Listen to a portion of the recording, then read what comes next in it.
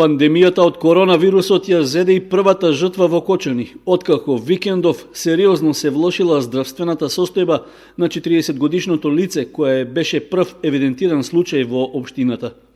Тоа починало изутрината на клиниката за инфективни болести во Скопје, каде беше префрлено на лекување, откако претходно беше згрижено на инфективното одделение во Штипската болница. Трагичниот биланс од болеста ја потврди и градоначалникот Николчо Илиев, кој воедно раководи и со општинскиот кризен штаб. Ова навистина е тажна и тешка вест за граѓаните на Кочани, посебно за семејството.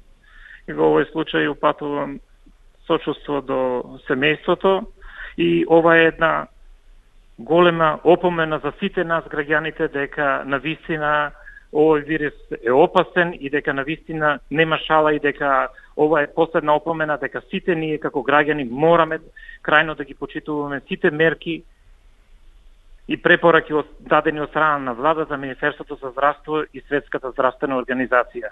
Само така сите заеднички ќе можеме да се избориме со оваа пандемија.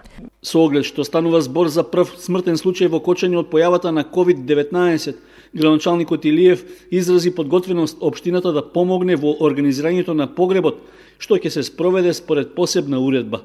Од комуналното претпријатие Водовод информираат дека телото на покоен од коронавирус не сме да се внесува и да се изложува во градската капела. Тоа ќе биде транспортирано под посебен режим, а на чинот на погребувањето може да присуствуваат најмногу 5 лица. Според заклучоците од работната седница на општинскиот кризен штаб, што се одржа викендов, до сега се евидентирани 3 жаришта на заразени од коронавирусот во Кочани, Подлог и во Зрновци.